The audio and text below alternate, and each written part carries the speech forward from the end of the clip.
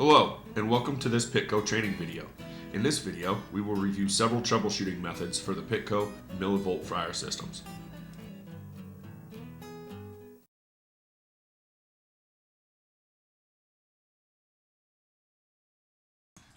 We will review troubleshooting for the following components: gas pressure, gas valve, pilot, thermostat and high limit, as well as the thermal pile.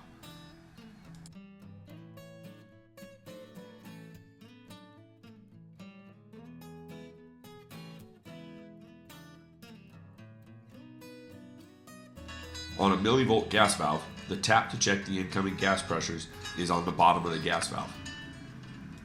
Use the yellow gas shutoff valve to turn the gas off to the gas valve. Remove the cover screw on the bottom corner of the gas valve and attach fitting and tube from your manometer to the gas valve and turn the gas back onto the unit. Gas pressure readings should be taken in both the on and the off state. Gas pressures should be between 7 to 10 inches water column for natural and 11 to 13 inches water column for LP. If adjustments are needed, make incoming gas pressure adjustments on the incoming gas regulator. Turn the equipment on, light the pilot, and adjust thermostat so the unit calls for heat and the burners fire. Recheck gas pressures to be sure they are still within range. Once complete, turn the gas supply off, remove manometer fittings, and reinstall the screw cap, and you can now turn the gas supply back on. To check manifold gas pressures, use the supplied tap on the gas manifold pipe located above the gas valve. Proper manifold pressures should be 4 inches water column for natural and 10 inches water column for LP. If manifold pressure adjustments are needed, use the adjustment screw on the gas valve to adjust the manifold pressures up or down as required.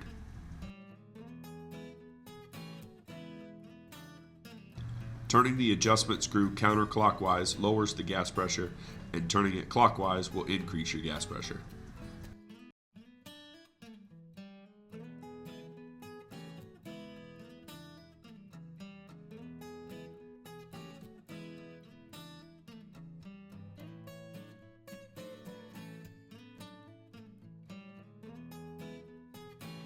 Once proper adjustments are made to the gas pressure for the manifold, replace adjustment screw cap, remove your manometer, and replace the fitting tap into the gas manifold, making sure that it is properly sealed so it does not leak gas.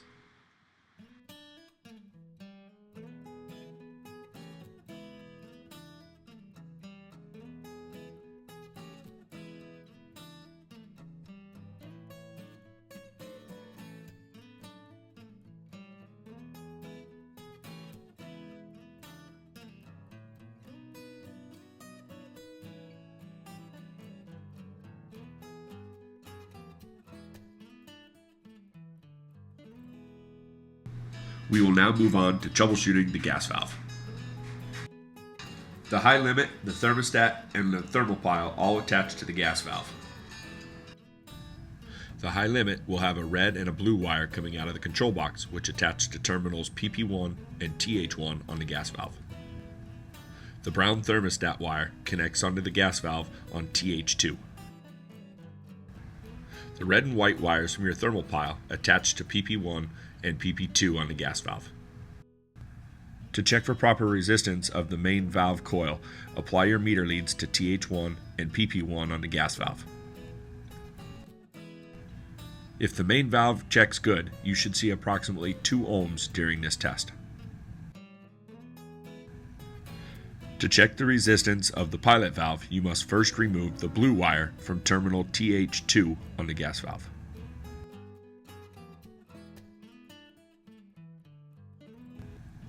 With the blue wire removed, apply your meter to terminals TH2 and PP1 in order to check the resistance of the pilot valve. The proper reading should be approximately 10.5 ohms. To make adjustments to your pilot, you must first remove the pilot adjustment screw. Once the screw cover has been removed, you will notice there is a small flat blade adjustment screw inside. Rotating this screw counterclockwise will increase your pilot, while clockwise will decrease your pilot. You will need to make these pilot adjustments in order to get the proper millivolt output from your thermal pile. Proper thermopile output with only the pilot on should be approximately 600 millivolts plus or minus 50. Once the burners ignite, your millivolt output should drop approximately in half. To check the output of your thermopile, attach your meter leads to terminals PP1 and PP2 on the gas valve. As you can see in this example, our millivolt output is slightly low. Use the adjustment screw on the gas valve, turning it counterclockwise to increase your pilot, which will in turn increase your millivolt output.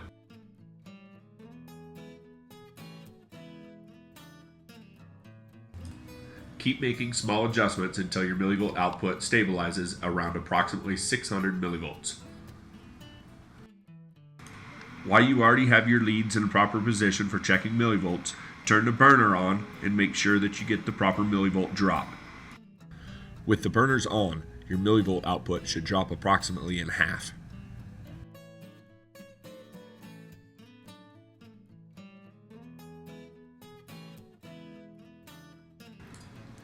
When the burners are turned off, the millivolt output returns back to approximately the 600 millivolt range. We will now review how to check thermostat and the high limit for proper operation. To gain access to the high limit and thermostat, you must first remove the screws that hold the box to the fryer itself. To check the thermostat, you must first remove all the wires to both terminals. Verify that the thermostat is in the off position, and place your meter leads across both terminals of the thermostat. Place the knob on your meter in the ohm position, and you should read open. Turn the thermostat on, reapply your leads to the terminals, and you should read approximately a half a ohm or less. If thermostat checks good, reapply both sets of wires to the terminals and move on to the high limit. The high limit is held on to the outlet box by 2 screws. Remove these 2 screws and you can pull free the high limit from the box. Once you remove the high limit from the outlet box, remove the white paper cover over the top of the high limit and inspect the black plastic area for cracks or other damage. You can also do a quick check and check the ohms resistance across the terminals of the high limit to verify that the high limit is closed. If all checks good, reinstall the high limit in the reverse order and reattach the box to the underside of the fryer.